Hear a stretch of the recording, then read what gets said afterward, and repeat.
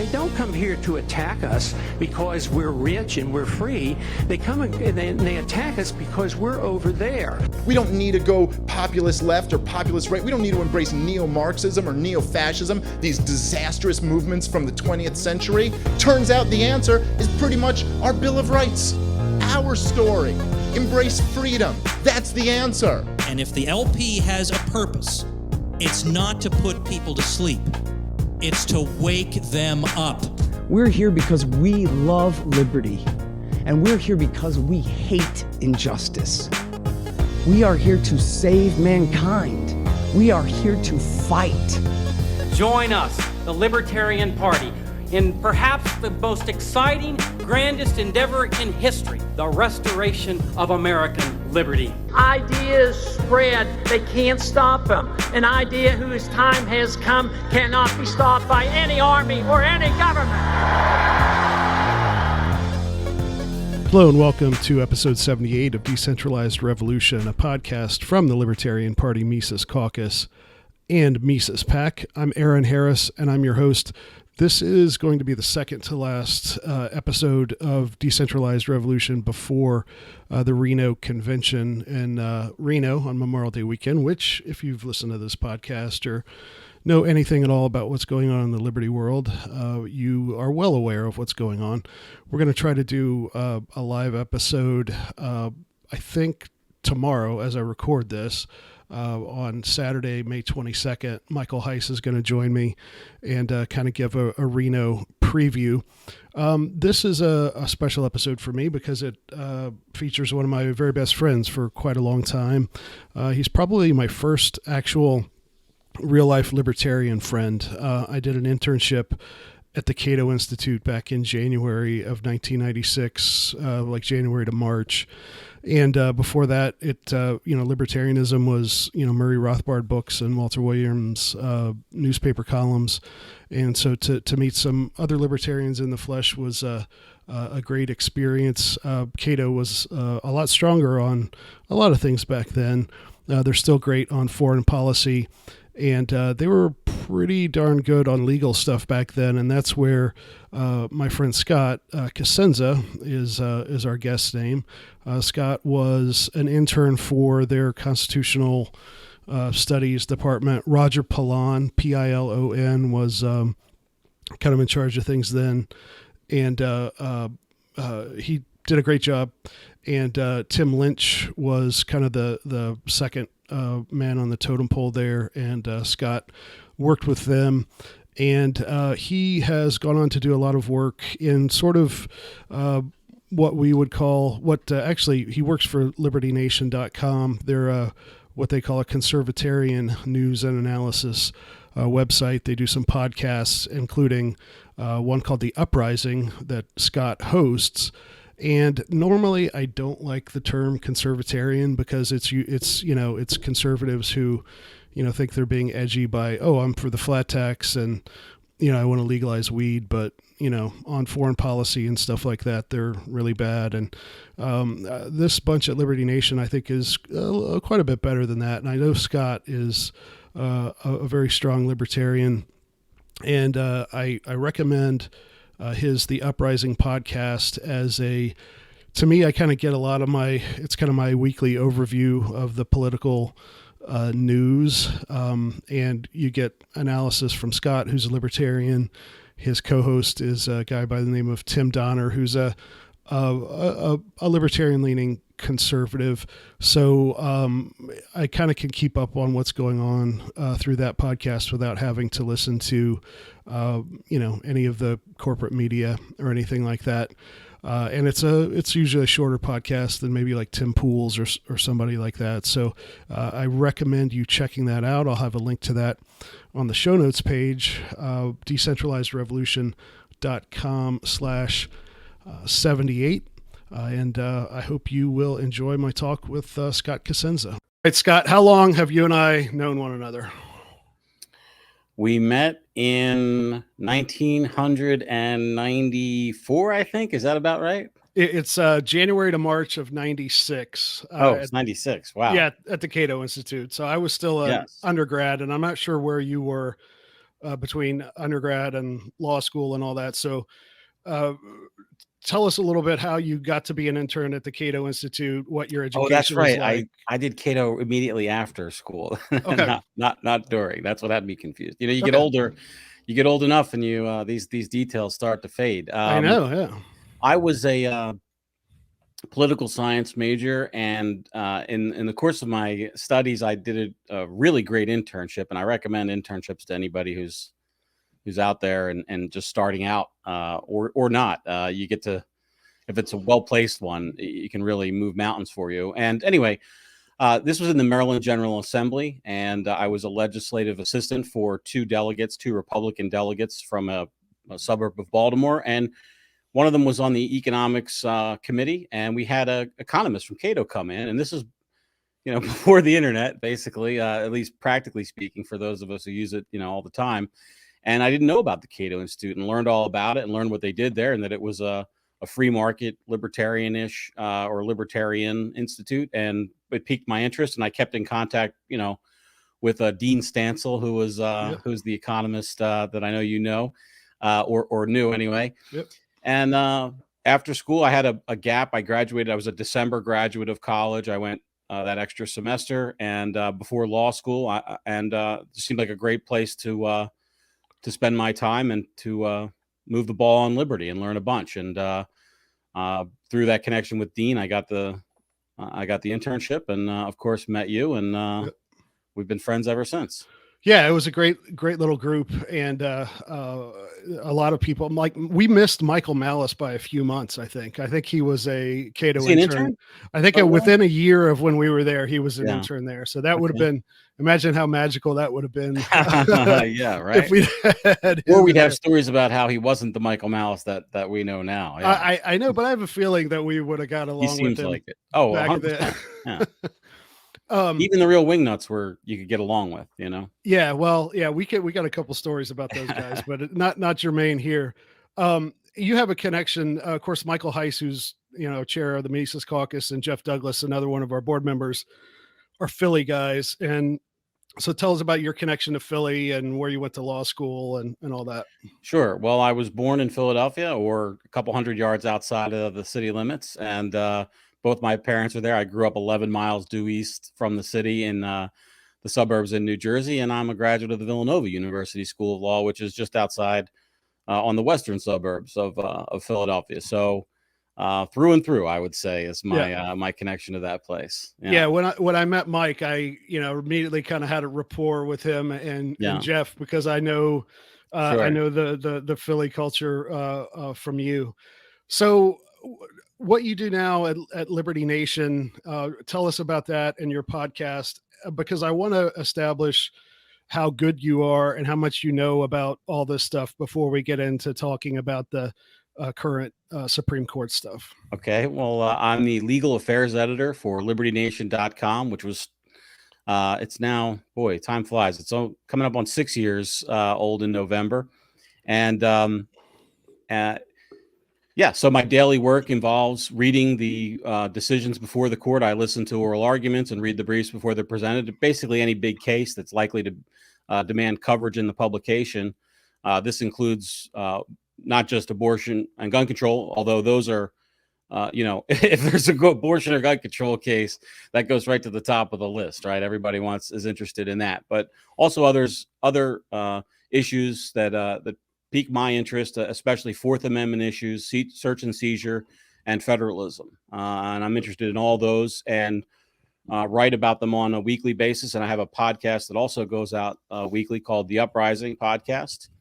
And we discuss basically all these issues in a less formal way. It's, you know, when you write about these things, it's you have to be much more formal than when you can podcast about them. And so obviously I appreciate the freedom to kind of talk about them in a more relaxed way on the podcast. But and then we do video products as well, which are available on wherever we can put them, basically. So you guys have been facing trying to navigate the tech censorship shadow ban world too, right? Tim, they had to. Tim, I called you Tim. My podcast Tim is his co-host on. My podcast partner is Tim. we had to take the podcast off of YouTube because so many of the other video products are less controversial. Mhm. And there was a fear in management that the uprising, because of it, we don't pull punches basically. And we discussed the issues without a mindset towards, Sheryl Sandberg's preferences about them, how it could implicate and basically take away that platform. And we need the platform. We need the clicks. So we had to pull it off. And I think we're now on Roku as the primary video presentation. But, it's funny. Elon's given us hope. I made it a point to try to now make some clips. When I consume a lot of content on YouTube, it's not necessarily an hour-long podcast. It might be a 7-minute segment from that podcast where they discuss a certain issue. So I'm going to try to do that more for our Twitter feed. Sure. So, and even before, you've had other jobs in this sphere, and I think you're the type of guy who reads this stuff for fun, as far as like Supreme Court decisions. And I would be all of reading that it stuff. if it were my job, or if it weren't my job. That's exactly right. Yeah. Right. And you've been sort of talking about the current case that relates to Roe versus Wade for months now, knowing that this is kind of on the court's horizon. So kind of give us a little context to the stuff that's led up to the leak. Sure. And what we've been going through the last couple of weeks. So the reason why I've been talking about it for so long is because when the court accepts a case, there's the loser goes to the Supreme Court, right? In almost all cases, there are certain cases between states and others where they get a direct line to the Supreme Court. But in the vast majority of cases, somebody loses in a lower court and they don't like the result, and they appeal to the Supreme Court. When they appeal to the Supreme Court, they identify the issues or questions that they want the Supreme Court to answer, obviously in their favor. And then the Supreme Court, when they take the case, they can take the case with the issues that the appealing party has suggested, or their own question, right? But they try to narrow the focus, right, for the briefings and for the arguments, and then their own work. And when the Supreme Court accepted this case, which is Dobbs v. Jackson Women's Health, that's the name of the big Roe versus Wade redux sort of case, is they said they took the case to examine whether or not pre-viability restrictions in the law were legal. And so that stark question, and when we get to talk about guns, we can talk about the question that they asked in that case, or that they're going to answer rather in that case. And so because that was the question that they picked, rather than does that particular restriction that Mississippi offered, whether that was consistent with the court's prior pronouncements in Roe and Casey and others, then we knew that this was a case that could lead to the overruling of Roe. And, I'm much more passionate about the results in the gun cases because I have a clear sense of sort of what's right morally and legally. And I just have just been disappointed so many times from the court. One of my sort of stock lines when I talk about the Supreme Court is to say that if you expect to be disappointed, then your expectations are likely to be met in terms of thinking about how they're going to rule on something. And so I always sort of couch that. You don't say the court's going to rule on Roe. You say the court may rule on Roe. And in previous abortion cases, for the most part, they didn't open themselves up to ruling on Roe. But in this case, they did. And so that's why me and lots of other court watchers, we've been closely following it because we thought this might be the result. Yeah. And it's really been the last time something like this was kind of possible, I think was the Casey case in the early 90s, right? 1992's Planned Parenthood v. Casey. That's exactly right, which was a Pennsylvania abortion restriction. And basically the court modified Roe a little bit, but also they used the opportunity to call Roe precedent and just blindly, maybe not blindly is not, I don't want to be flippant about their ruling in Casey, but they didn't look at the precedent in Roe except to say that they affirmed it. Yeah. And the precedent in Roe, just so people are Roe basically divided up the pregnancies into the trimesters and said that there would be little to no regulation allowed in the first trimester, some middle course in the second, and then almost no abortions or no restrictions on regulating abortions in the third trimester that Right. states were allowed to do. So one thing for me, I grew up, as you know, as kind of a Reagan kid, a Reaganite conservative. My parents were like literally the classic Reagan Democrats with roots in the South. And so I kind of really bought into the whole, like, Reagan-esque, American patriotic thing and view of the Constitution. We need to go back to the Constitution.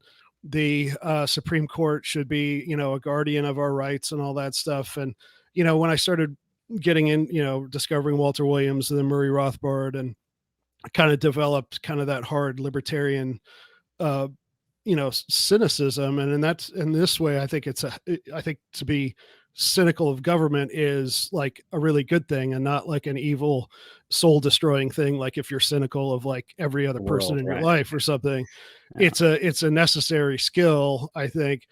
And so one of the first things that kind of flipped for me, and you may feel differently. And I know that, that Liberty Nation kind of bills itself as a conservatarian type thing, which is kind of where I was but before my transformation, is this idea of the precedent, that precedent is somehow, at least maybe not 100% binding, but very binding. And we need to, the court kind of does defer to the past, even when, if you go by their stated judicial philosophy, that case back in the 30s was decided wrong, but still we have to defer to it. So talk about talk about that, and how maybe some more libertarian or more, shall we say, better Supreme Court justices from your point of view have handled that, and how that's at play in Dobbs. Well, I think that sort of just more holistically speaking, the thing that's important about precedent is that you can't act, if you're a responsible justice or judge, you can't act without understanding about how people have organized their lives based on what the court has already said. So people have spent potentially millions or billions of dollars regarding how the court is organized, and take it away from a hot button social issue. Just take it to like some dry insurance related matter or something like that is between a business to business relationship. But the court makes pronouncements in many areas of the law, and people organize their lives on the basis of how they do that, whether it's family planning or anything else. And so I think that it just sort of the broad measure is we have to respect that people are relying on what the court has said. And so we can't have a situation where, if we want to have a functioning society where these things flip-flop, very often. I think that, Justice Alito handled it, in terms of the leak of the Dobbs opinion. Justice Alito's, it was a 63-page opinion, I think, with a lengthy appendix.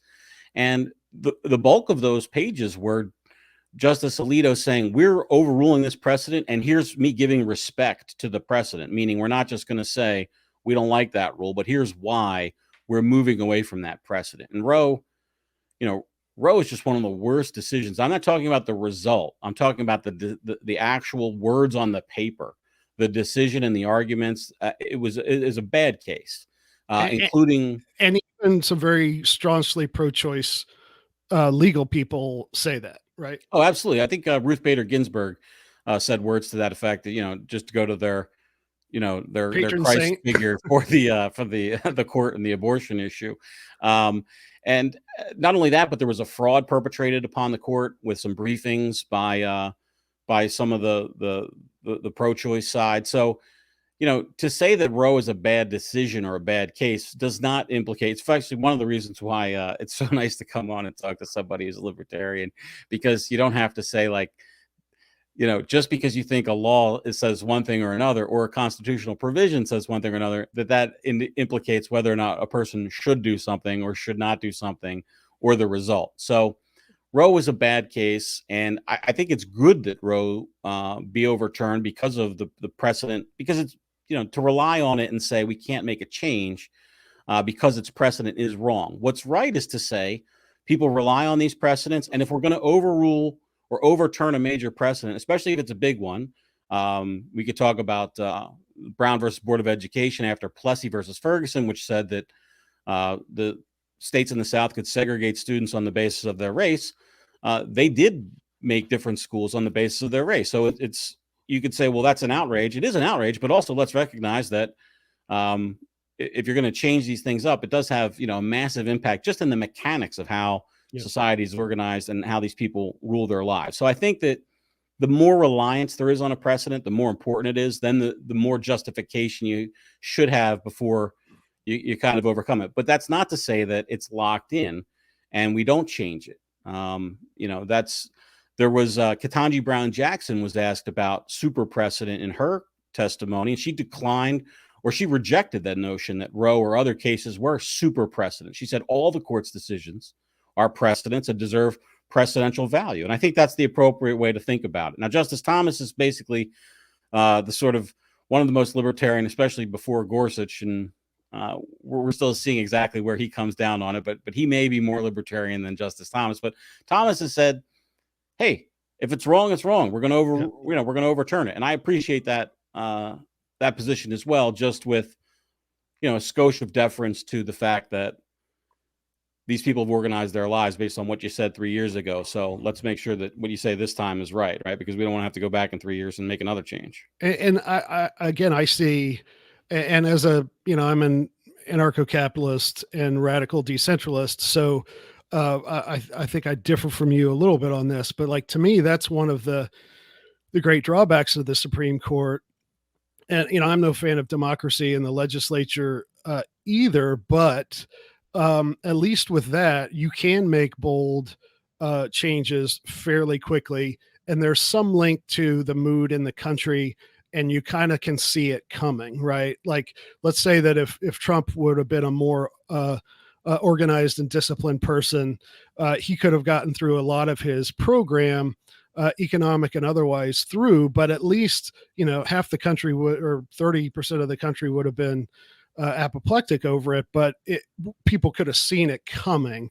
And the problem, one of the big problems, I guess I'm agreeing with you, the problem with why it might be good that the stare decisis, the precedent thing, is a thing, is because literally 9 people voting, meeting in secret up till now, can literally on a Tuesday morning, everybody, I don't know when the court cases come out, but we could all wake up and you're right, something very huge happened with little to no warning. Somebody like you might know it's coming, but like for most people, we're blindsided by the Dobbs leak. Well, the founders did not envision that between 1 and 3 people on the Supreme Court would control all the issues of our republic and our lives, and that's where we are now. But that wasn't the plan, and the more legal. Sorry, was it Marbury versus Madison that basically very quickly shifted to that being a possibility? Yeah, that's exactly right. And, that's consistent, I think, with any kind of libertarian notion that any entity, governmental entity, whether it's a cabinet department or a branch of government, will fight and work to increase its own power and influence. And there's no greater move than Marbury. Explain that real quick. Well, Marbury versus Madison basically was the case where the Supreme Court said it's up to us to decide whether these laws you pass are legal or not. That specific kind of way that that the court operates wasn't necessarily laid out in the Constitution or contemplated by all the founders. So that's the sort of the genesis of why these things are all decided by the Supreme Court. That, and then of course incorporation and the sort of death of states as independent sovereigns. In Marbury versus Madison, the Madison was James Madison. Was he president by that time, or was he? What year was it? Do you remember that? I don't have it handy. Sorry. So it would have been probably in the first appointment on the historical details, but somewhere before 1815 or so. Like it was. Yeah. It would have been fairly early. So what? Oh, it was early in the Republic for sure. Yeah. Right. In that first generation, while the founders were still alive. And one of the things that actually you can look at to think that it wasn't so anathema to the founding is we don't have contemporaneous writings by the founders that say this is an outrage. There may have been some criticism, but even though it wasn't laid out in Article 3 that this is how the Supreme Court would work, it seems like that, at the time, there wasn't a great deal of controversy about it. Yeah. Actually, it was 1803 during the Jefferson Yeah. administration, which I think at that time, man, I used to know all this stuff, but I think Madison here. was Secretary of State or something then. Yeah. Anyway, so how was Roe decided? And this is I think this is very relevant. We can start maybe weaving in a little bit of the upcoming gun case and the Second Amendment and how that differs from abortion, and how I think it's funny. We talked about it on the phone a few days ago about how conservatives and liberals in America are going to be exposed to be very hypocritical as to their constitutional reasoning over all of this. So how was Roe decided? What amendment, where did they point to in the Constitution So it's to say that the state laws were bad? And we're going to, we'll get a little bit below surface layer, but we're not going to give the full law school symposium. Yeah, we don't have a 50-minute lecture on it. Basically, is the due process clause of the 14th Amendment is the main sort of couching of where this comes from. There's a story that Justice Thomas has a plaque in his office that says there shall be no emanating from the penumbras. And the idea behind that is that in order to get to X clearly stated grant of rights yields Y result, which seems to be, to most fair readings, not inclusive. So, for instance, the idea that the founders contemplated surgical abortion, or that the people who passed the 14th Amendment or contemplated surgical abortion is not the case. Okay, they didn't.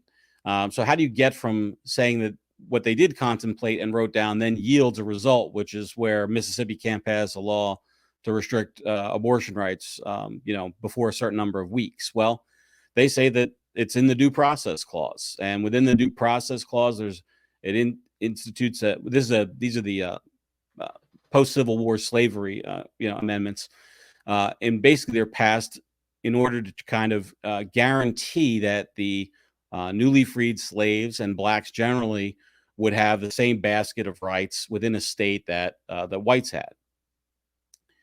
Not about abortion. But that's what they said, was that there's a sphere of personal choice rights that come within the sort of bucket of rights we get as Americans, and that the right to choose an abortion is within that sphere, at least in terms of an early term abortion. Again, that's part of Roe's holding. Right. So looking at the 14th Amendment, it basically said that the Bill of Rights and the Constitution also apply to actions of the state and not merely the Congress, correct? Yes. So in that case, it basically gutted the decentralized aspects of what we used to call federalism. Well, it didn't completely. It's one of the guttings. Okay. The guttings, there were many decisions that have led us down to the place where we are now, which I think there's really no.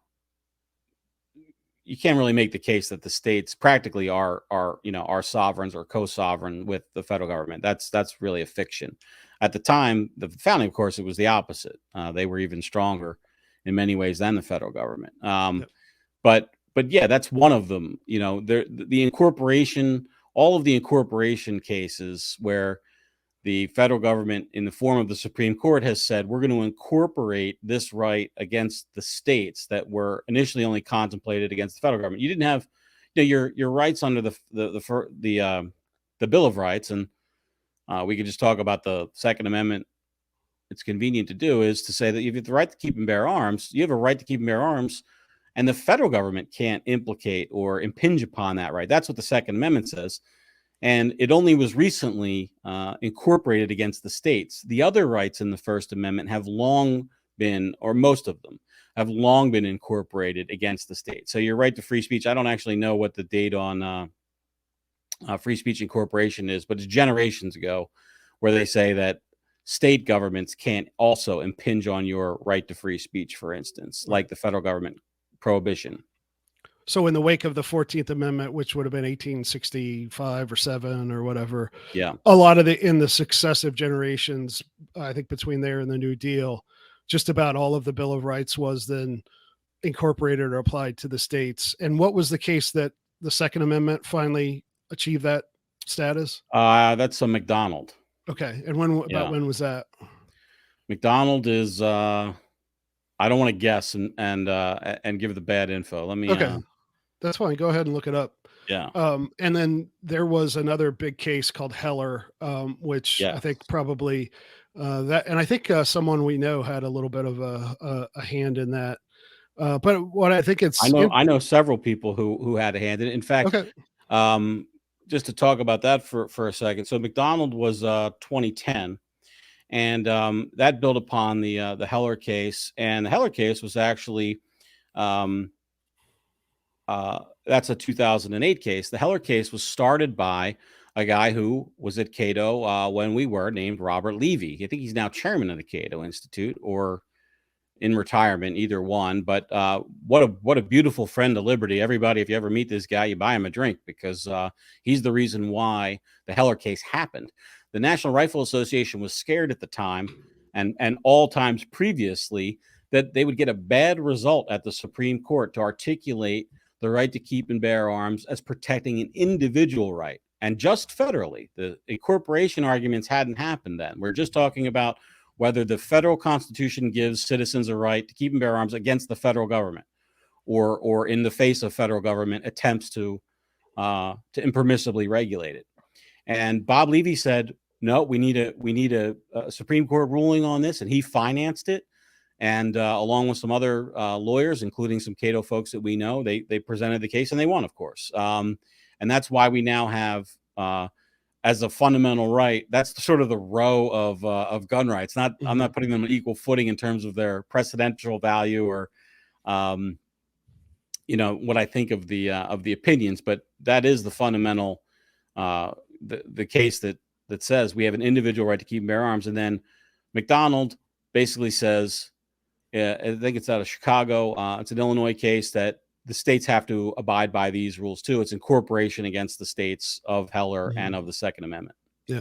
So if I know that would probably consider yourself pro-choice, if you were on the Supreme Court, in other words, what's the proper constitutional argument in your mind that justifies some kind of abortion protection, and what would that look like? What would both the procedure and the result be if you were writing that opinion? So federally, I think it would be pretty easy, and it's just that the enumerated powers that Congress has that are delegated to it by the people in the instrument of the Constitution do not provide for them to criminalize abortion. I read those enumerated powers, and I don't find that power. So to me, that takes it away from any kind of federal regulation being permissible. And that's true for, as you might imagine, 99.999% of what the federal government does that seem to clearly deviate from the bright lines of the enumerated powers. It's a lot more difficult when it comes to state law. I don't know that, we'd have to look at state by state what the state constitutions say in terms of what their legislatures are allowed to do. But I think it's a lot easier case to make a prohibition at the state level. That I think is more of I would attack that more from a political angle rather than and I would just say in terms of the moral case too, if I'm given the choice of one path or another, and one path involves throwing many of my neighbors in prison and then having the state put a gun to my head to pay for them, that's not a preferable outcome rather than the other. And now you could say, well, if the other is the murder of innocent babies, well then, yeah, obviously. But where that line comes into when a grouping of cells becomes a baby, that's a tough line to draw. So what would RBG or someone like that, where would they have, given that they thought Roe was bad law, what would they have tried to do to protect it at the federal level that might have withstood an attack like Dobbs. And I don't even know if attack is the right word, but You could say that that it's a medical procedure, and even though there's a component that, there's a case to be made that doesn't pretend that a fetus is just an unviable tissue mass, which is what was one of the ways that the pro-choicers used to refer to fetuses back some years ago in the arguments, but say that the trade-off is met by we have a right to control our bodies and medical decisions that we make concerning them, and that's found not in one particular amendment to the Constitution, but the entire breadth of it. And I think that even though I disagreed with her on almost all outcomes, that Justice Ginsburg would be up to the task to find that if she desired. Would that those people would extend that logic to other things, like on that argument alone, which is kind of, to me, the most principled argument, because it is basically a libertarian argument. I think there are other good and better libertarian arguments, but I think it's just bananas. Like I happened to be in downtown Knoxville over the weekend and literally happened upon a several hundred people protesting, in favor of abortion. And a lot of their signs were, well, they were bananas, but some of them were a libertarian argument. Like, the whole my body, my choice is, right. And how you would, if they could only remember where they were 3 months ago on the vaccine argument, where they argued against the libertarian. The other thing too about the public is that there's so much ignorance about what these laws are. I just seen these polls and these stories about how the American people want Roe to be to not be overturned. It's like they don't have a clue what Roe says. What they mean is they were the result of liberal access to abortion services, which is one thing, and then Roe is an entirely different thing. They're not synonymous. Yeah, if you give me 20 grand and the budget to do a poll on top of that, I'll get you the result you want. I mean, because I can I know how to write the question and pick your samples to get exactly what you want. Yeah. So polls are, I even on election stuff, I don't even bother looking at them, or at least giving them much credence. But so you have to go deep. You have to go into the tabs. I actually disagree with you. They are valuable to the extent that you can go deep into the tabs, and you have to ask. You don't look at the graphic that the artist had put up with the pie chart. You go and you look deep in and you say, what was the specific question asked? And that's where the marrow of it is, right? You have to decide. And then you can see, okay, were these people given a clear choice? One of my best exercises I did as a political science student was devise a poll. I was part of the questionnaire committee in my college. We did a congressional poll in concert with the local newspaper. And all through, it was a great exercise for a political science student, from, what are the issues, what are the questions, and then the actual conducting of it. But I remember having heated arguments with people about the questions to try to get to, an honest presentation of what we were after. So, and that really kind of falls into line with something that, has been brought to the fore by the leak, and something that I think Sotomayor kind of talked about. I think it was in the oral arguments to Dobbs that you talked about on the Uprising podcast, was I think they openly discussed in those arguments public perception and things like that, how the public would look at the court. So talk about, again, in our civics class and kind of the American civil religion, it's these 9 disinterested, objective people who are who don't bother to look at the polls or watch MSNBC, and they they just turn to the dusty law books and their own principles to do this. But I think this basically lays bare the fact that they have and I think always have wanted to, let's just say they're very aware of the public. And I think that's why I think a lot of people are speculating that Sotomayor might have been the leak, because she kind of realizes that and wants to try to forestall this decision or whatever through. So talk about how the public's Sure. Well, let me view take toward the last Supreme point. Court. Yeah. Go Let ahead. me take the last point first about the leak. I think the leak is a really big deal.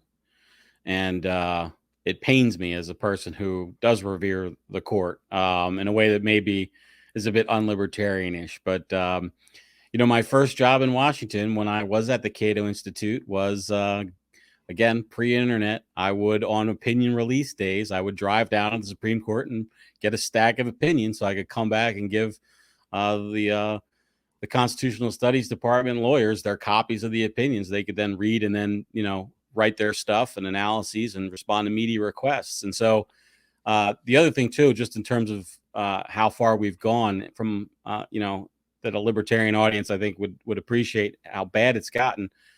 Aaron and I used to drive up, I'd double park, two wheels on the curb to get out, bound up the stairs of the court. Yeah, you'd wait a while and then you get your opinion and you come down. And like the idea that you could pull in front of a government building without bollards that are blasting and have your car like blown up as a likely threat, and discard your cigarette just as you go in the door, right? Yeah, right. They may even allowed it inside the lobby at that point. It's and now it's, of course, now we have the today since the release, we have the unscalable fencing.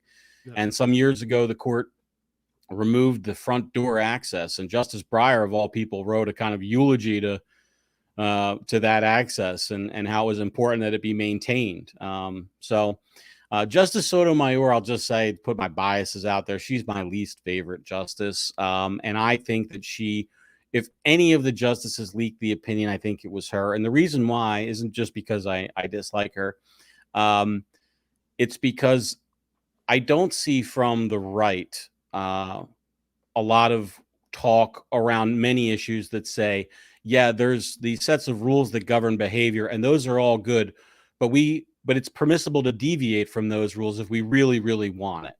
So we should throw away Supreme Court opinions if we don't like the outcome. The pro-lifers have been working, the country for going on 49 years now, and they, with the exception of a bunch of kooks, which are a relatively small number that did take the law into their own hands and murder and bomb and whatever, they by and large have just been trying to use the political process to peacefully make change in this law. And I just don't see that from the left has much more of an appetite of, yeah, free speech is a good ideal, but we can't have it because Trump is such a threat, or this other thing is such a big deal, or abortion is such a big deal that court secrecy is a good idea, but we'll go ahead and deviate it in this case. And I see Sotomayor buying into that. She has been far and away the most, it's funny there's been some criticism of and an effort to really get him off the court to the extent that it would be fruitful for Clarence Thomas because of his wife, Virginia Thomas's political actions. And Justice Sotomayor has been the one, from her own actions, not the actions of a spouse or relative, that has given political actions from the court. She's like called candidates and thanked them officially, wow. It's been really, it doesn't recommend it to her apolitical stance. And of course, you couple that with the narcissism and lack of being, sort of a top ranked choice. She was an affirmative action choice. She checked two boxes of being a woman and a Latina. And I think that's, the reason why she was chosen for the court. So I think that's a strong usage case for if there was a justice who leaked it, it would be her. I hope, by the way, that she didn't do it. And by the numbers, actually, it makes more sense that it was a clerk. And here's why. There are 9 justices. Each justice has 4 clerks, right? So that's a far more wide universe of people who had access to the opinion, and also who probably lack an appreciation for what they're really doing. In other words, you can imagine of just somebody who's been bred on woke ideology for all of their short adult life, right? Yeah. So how this usually works is somebody goes to a top-ranked law school, and then typically they would have a clerkship at a lower court, or maybe 2 lower courts even, before they got to the Supreme Court. So they're a couple, 3 years out of law school. They're in their 26th, 8th year in life, and you could just see how that would be attractive. There's, I don't like to try to speculate too much on the names that are out there on Twitter as this person or that person, because they can't really defend themselves, and it's just, it's just speculation. But we do know that they had access to the files, those clerks, and that just seems like a more likely person to do it. Now, to circle back around, thank you, Jen Psaki, to the question you asked about Sotomayor's statement in court. It was shocking to me when she did it, because what she said was, at oral argument, she's being the advocate for the state. The Attorney General of Mississippi, whose name is escaping me now, basically started his argument with a full-throated rejection of Roe, saying the state should, the country should reject Roe as precedent. And Sotomayor said, "How are we going to get away from the stench of that this is politics?" And she's the one. So how you get away from it, by the way, is to not be political in your questions or in your opinion and your vote, and not. But you're the one who brought it up, Justice Sotomayor. You're saying it's politics. So now the stench of politics is on her, I think, and she's the one who says this is about politics. So what did this leaked opinion say? And do you think, is it being reported in the media correctly? If it goes through, what would happen? And do you think it's likely to hold? Do you think it's going to be, who do you think is going to end up on which side of it and all that? Right. So what the opinion does is basically return our laws to a time pre-Roe v. Wade, which was, there was no federal prohibition on states limiting abortion rights, that states could outlaw abortions and make them criminal, including, by the way, any abortion, whether that was a result of rape or incest, is the sort of catch-all two things that the press always seems to go to, or allow abortion without restriction. It wasn't addressed. The opinion specifically says, rather than leave it up to people to kind of make their own decision on whether or not that opinion addresses when life begins, Justice Alito writes explicitly, this opinion does not address the question of when life begins. It only addresses whether state regulation of abortion is federally prohibited, or in stages federally prohibited, and that it's not.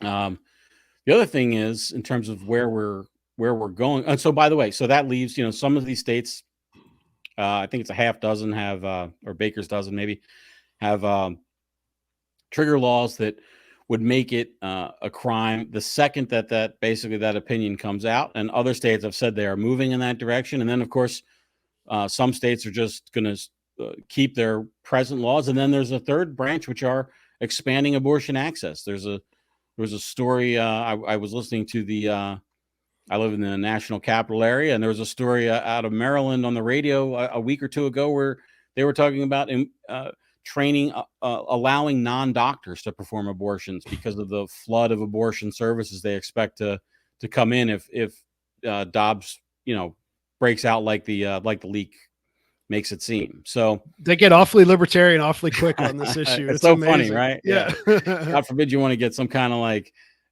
procedure that doesn't include their progressive politics. It's the opposite. Yeah. The other thing to keep in mind is there's actually been, I think, at least 3 and as many as 6 leaks from the court about the Dobbs case. Only one of the leaks is this fantastic leak of the draft opinion. That's something we've basically never seen before. From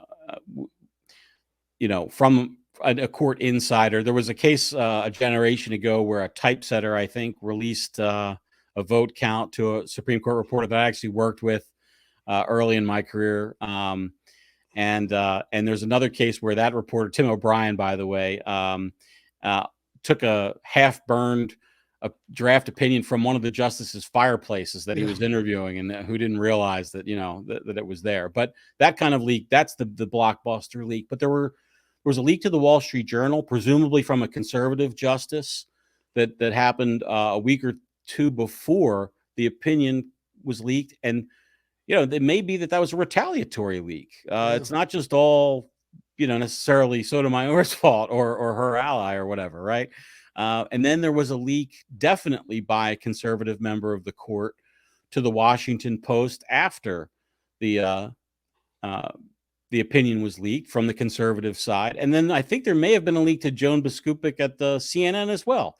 So and I wrote a piece for LibertyNation.com on this, just talking to, emergency plumber needed was the headline. None of these leaks, I think, are good for the court. And what I think it says, Aaron, is that it's like super dysfunctional. The idea that these are, Ruth Bader Ginsburg and Justice Scalia were famously close friends. And I think that notion, I don't see Justice Sotomayor and Justice Coney Barrett sharing a barbecue on Memorial Day weekend this year. Yeah. So do you think that it's still gonna, if I recall, like a lot of people inferred that this would be a 5-4 with Roberts siding with the 3 liberal justices. Do you think that anybody will, is that accurate? Do you think anybody's going to change their vote? Do you think they're going to pull way back? So what we know from the leak to the Post, which occurred after the leak of the opinion, is that it is 5-4, or excuse me, take that back, that it's 5-3 to question mark. That's what it was. That Roberts didn't know where he was going to come down. And there's let me take a drink here. Excuse me. Yep. Yeah. What a shocker that Roberts is the squishy one in the middle, right? Yeah. The other thing to keep in mind is there's the result and the opinion that buoys the result and gives it its legal precedent. And you can disagree with the reasoning for the ruling. So Roberts could vote that this Mississippi abortion law was permissible under the Constitution, but also that he didn't agree with Justice Alito's reasoning as to why. Mm-hmm. And that's another possibility. Yeah. So they can always do that. It could be 6-3, but you could have 4 opinions written, or even 9, or 9 for that matter. Yeah. And but only the majority opinion is the one that. Well, yeah, I guess there's one opinion that's called the opinion of the court. Okay. And that opinion is written by the most senior. Well, they get the first chance at writing it. The most senior justice in that vote group, mm-hmm. and Roberts is always senior because he's the Chief Justice. Right. Yep. So, that that I think would be great from our perspective here with the Mises Caucus is, really wanting to go toward decentralization, and even encouraging. I think it's good that states, even on stuff that I disagree with, I generally think it's good that states like California may try to defy the federal government on this. Do you see, like, if that happens, like, is this going to be like a huge, these sort of nullification issues? Is that going to be like what dominates the court over the next decade? When the Heller case was announced, I think I said, this is a full employment act for lawyers, because the failure of the court to draw a bright line ruling, which everybody could then understand, this is what they meant, this is what the law was going forward, meant that we're going to be fighting about it for decades. And we are. It's 2022. We're now waiting for the New York State Rifle and Pistol Association case to come down, which we on the Liberty side hope articulates that there's a right to keep and bear arms outside the home, or right to carry. That's what the case concerns. But we're still waiting on it. And yes, it stands to reason that this abortion case will yield, massive amounts of litigation going forward. And it'll be another decade at least before things are sort of settled down, I think, where people understand where it is. So let's talk about the gun case and, what's at issue here and why it would be potentially such a big and good thing for for libertarians and gun people? Well, this is very similar to the abortion case, which meaning the question presented is what makes it so important. And the question presented is whether or not a state can deny somebody permission to carry a firearm without a good reason. It's about the whole shall issue law. There was a movement in the country started in the early 80s in Florida by Marion Hammer is the name of the woman who really got it through. And Florida became the first of the new wave of shall issue states. So how federal or how state permission to carry firearms works is you can have a shall issue or a may issue. A shall issue is just like our driver's licenses. If you meet the qualifications, if you have an eyesight that's within range, if you can pass a test and make a certain score on it, and you're a certain age, the state's required to give you a driver's license. They can't say, well, yeah, Aaron, but I know I've seen your mom drive around and if you learn from her, clearly you're not going to be a good driver. No, you meet the standard, you get the license. That's it. As the way, government should be, right? It's not about the personalities involved or something like that. And that's the opposite of how may issue works. And basically the states that are hostile to gun rights have may issue laws, and the states that are not hostile to them have shall issue. We've seen a sea change from may issues to shall issues in most of the country, but a lot of big states and lefty states have may. So California, New York, New Jersey, Maryland, that whole, Illinois probably block, certainly they all have may issue regimes. And the may issue is they might give you one, if your brother-in-law is the mayor or or you have some other political pull, maybe you can get one. And maybe you can't. Maybe even if you're a jewelry store owner who has a lot of cash, you think like clear in a bad neighborhood, like the clear usage case, you might get one and you might not. In New York, famously, celebrities that politicians liked could get one, and John Q. Public never could. So, is may issue legal? That's what this case involves. The applicant whose name I forget, there's actually like 2 or 3 individuals who are the sort of named parties that New York State Rifle and Pistol is acting on behalf of. They're denied permission to carry a gun, and there's no good reason to. These are people who are situated the same as people who New York State has given permission to. It's just that they don't fit that favorability box. Their brother-in-law is not a cop. Yeah. So this would be like, you think this would be pretty major. So this would basically make every state a shall issue. Aaron, every night when I put myself to bed and I say my prayers and I think about what could be, yes, this is the big bopper. This is, okay. And again, I'll say it a million times. I expect to be disappointed by the court. Yeah. So, but it has the potential to be that big a deal. It has the potential to say to California, Hawaii, by the way, notoriously hostile to gun rights. All these states that really just completely violate the fundamental right of their citizens to keep and bear arms, that you can't do that anymore, that people have these rights. And of course, then that opens up a whole thing about travel, which is now if you travel with a gun, it's like completely opposite. You imagine what it would be like if you had to check in every state you were passing through, if you could drive there, right? Like if you're going from Tennessee to New York and you had to figure out how to get there without committing a felony. Well, that's what has to happen with these people who are legally carrying a firearm. They're going to travel interstate.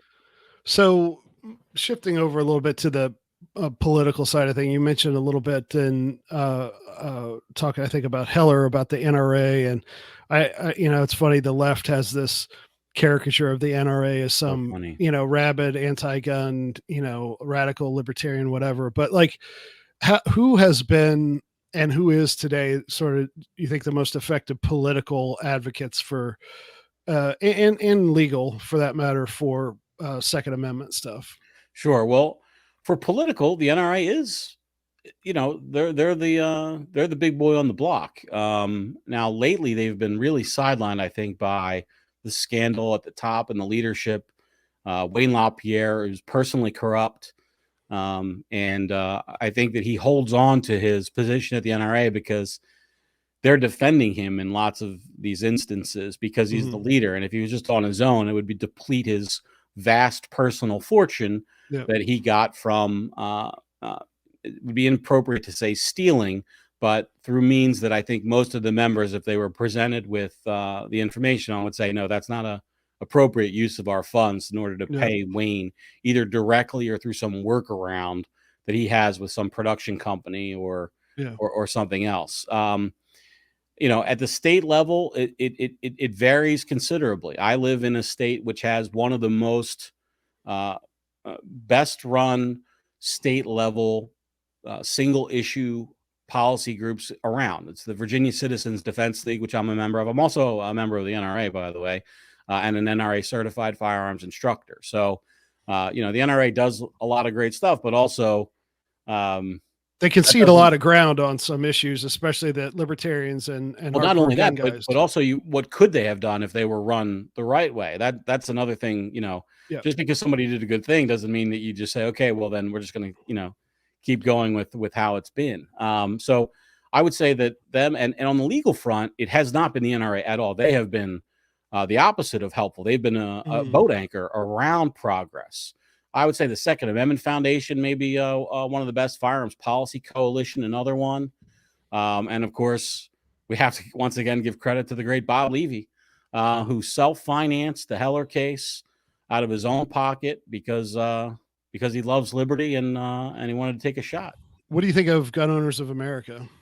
Oh, I think they do very good work too. Absolutely. I didn't mean to, that there was not an editorial comment by not mentioning them, but I don't think that they are the equal of the NRA on the political front nationally, even though I do think they do good work. Now maybe that's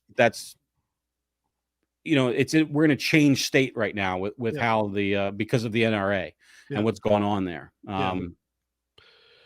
So I think that my general perception is they're much better on principles, but just not as big and effective and entrenched as the NRA. I would just say, let me just add, if you're listening and you want to make a difference, the best advice that I've had given to me and I've followed is find the local, the group that's closest to you that does a decent job and write them a check and join them and become active in what they're doing.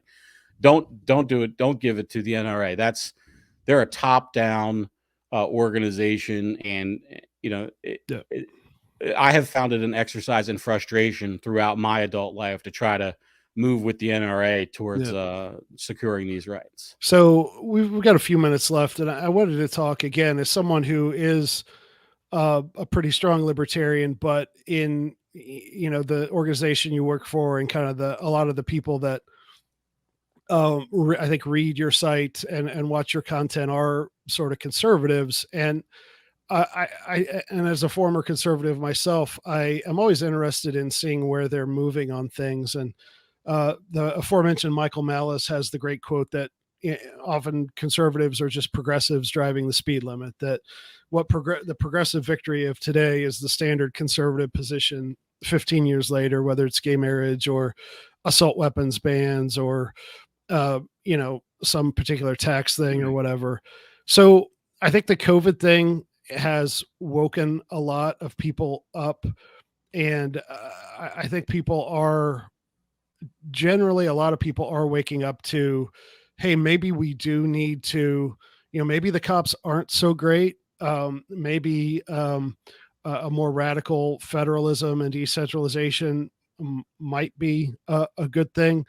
What's your perception of where sort of the rank and file conservative voter activist is, as well as the, some of the more connected organizations and stuff? Are they going to be more effectively anti-state going forward, or are they just like, hey, we need to get Biden out of there, but once a Republican's back in there, they'll kind of fall back asleep? That's a big question. Yeah. I don't know that I have a satisfactory reply for you. I have such great hope that it's one way, and I work every day to try to make it that one way. And I see that does bear fruit. Now, maybe that's just a confirmation bias of sort of where I live my life, right? So I like to use the term conservatarian for libertynation.com. And we will have, we have our economics correspondent, Andrew Moran, is an anarcho-capitalist. He's, right there with you. And so there's room for a wide sort of variety of voices on our platform, but a lot of us come to these arguments from a libertarian perspective, and the world seems to be, David. Who am I thinking of here? Sorry, I had the person's name in my head, and give me just 1 second here. Who's Crane's number 2 at Cato? David Boaz, Boaz. Yeah. So I remember when we were interns at Cato, and we would sit around and bitch about the state of the world and how it was all going to hell in a handbasket. And David Boaz would have a great kind of pep talk, and he would have these 7 things that he would talk about, and he would just say, look at this, look at this, look at this. We're so much better than we were a generation ago. There's all this cause for hope. And I would just say that, that's a better way to look at the world than the alternative. And I think that the most promise here is the issue that if you said to me at any point in the last 30 years, what's the one thing that we can do to increase liberty, I would say it is to end the drug war. Mm-hmm. And I really think that, you can't argue that we've made massive strides in doing that. There's still, an ocean of ground to cover before we're done, I think, with it, if we ever are. But it is a huge thing that so many millions of people now can use marijuana and not be arrested for it, or not suffer all the consequences of illegality that go beyond arrest. Having to go to a sketchy neighborhood and try to score. And we're seeing that now with hallucinogens. The mushrooms are coming along, and that to me is sort of the big cause for hope. And I see conservatives, they're not bucking that. Mm-hmm. Especially when you see the pile of tax money that it involves for politicians to spend. That's sort of a different question, because real conservatives and conservative politicians aren't necessarily the same animal either. Yep. Any politician wants power and influence, and rather than the conservative sort of citizen who that's not necessarily their goal. Yep. I think that there is some cause for hope, and I think that and this is, we're not going to get into this because it's just too big of a topic, but pardon me, I think the kind of the woke stuff, the CRT stuff, that a lot of like normal conservatives are getting a little bit like, they're just like, no, and the vaccine stuff and the COVID stuff, like there are a lot of things that when you start messing with people's kids, they start looking at alternatives, and like you see the homeschooling thing really taking off. And I think a lot of people are, I hope, and again, I know that your focus over at Liberty Nation is a little different, but I really hope we do see a lot of these fights on decentralization where certain states, and again, even if it's California trying to nullify federal policy on guns, like I think there's an upside to that, of kind of encouraging people to think about, hey, one of the ways we can fight the state is to encourage our local politicians and our neighbors to basically ignore unjust laws. I mean, that's where I get into the Lysander Spooner view of the Constitution. And I think that's the one thing that, I go back and forth between being very black-pilled and very white-pilled. And to me, the only sort of white-pilled thing that I see, but I think it is a big one, is the fact that, and like you said, on the drug war, like it was a lot of states doing this at risk of, I think there's still some tension between what the federal law is on weed and stuff like that. And so there's a lot. I think this is a great thing. And I hope conservatives and liberals too, embrace the nullification aspect, and that we do sort of move toward thinking about, and this is my opinion, obviously I'm not saying it's yours, but move toward that national divorce rhetoric. And I'm hearing more conservatives, talking about that. If California and Gavin Newsom decides that he could be president of California country, yep. I got to tell you that there's a lot of gun owners and conservatives throughout the country that are going to be sending him checks for the effort to get that done, because there's so many of us who think that we don't want to be in league with Californians when it comes to being a group decision maker. For me, I would have sort of just my personal views on this, to the extent that the left has now become in a generation pro-war and anti-free speech. Mhm. It scares the hell out of me, and I don't know what use I have for them. I used to have all kinds of use for them. They were the ones who were the leaders on anti-war and free speech, and the shaming conservatives and the right for their rhetoric and actions on both of those points, deservedly so. And now we have full circle where they have contempt for free speech and are warmongers. So.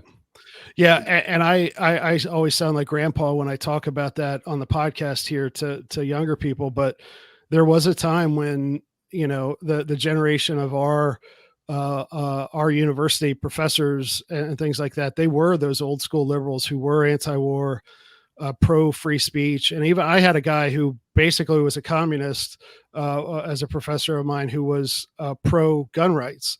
From a civil liberties aspect. And I really do see, as the baby boomers are getting older and dying, that the conservative liberal thing is more shifting toward the authoritarian libertarian side of things. And I think that the decentralization stuff is going to accelerate that. And I hope I love California. My sister-in-law lives out there. I want to go visit her. I want to go to a Dodgers game.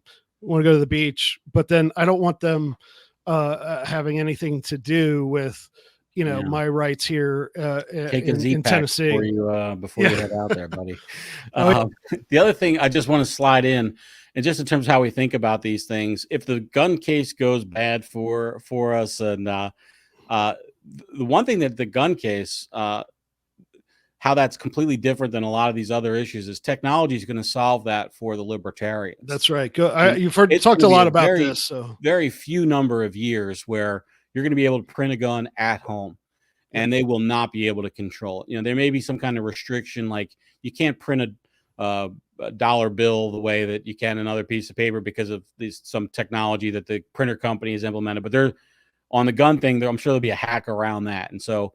They cannot control guns, except for, even if the most draconian gun restrictions were enacted tomorrow, it wouldn't be but for a few years before those are going to be completely defeated by the technology. So yeah, God bless Cody Wilson, right?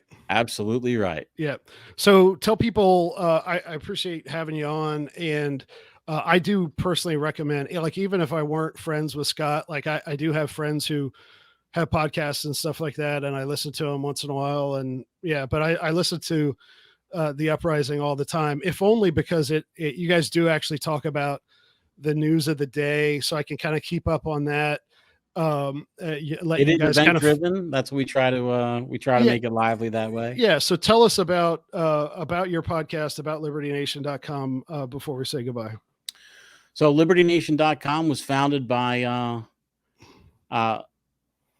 I'm one of the founders of it, and we went live actually when Donald Trump swore his oath of office on January 20th. That's not to say that we're Trumpers or never Trumpers or anything, but we were animated by really just the straight lies and just narrative driven claptrap that we see in the mainstream media. And you just read an article and you think, this is just not true.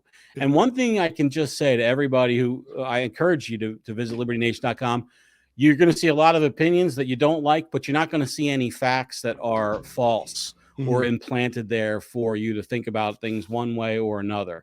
Yeah. So when I write about the Supreme Court, I think you'll get the tone of my understanding that, I may favor one thing or another, but it also a great straight news site in terms of when an opinion comes out, what they offer. And I thank you for your plugging The Uprising, which is available wherever finer podcasts are available.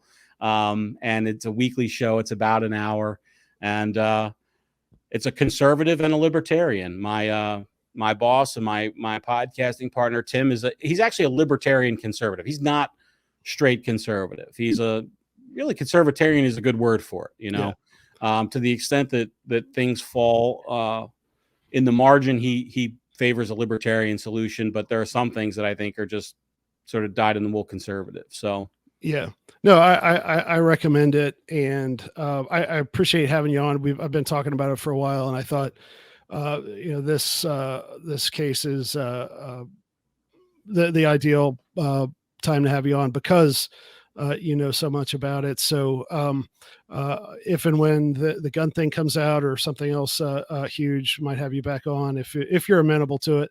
Absolutely. And I appreciate having you on, and yeah, we'll see you down the road. For liberty. Cheers.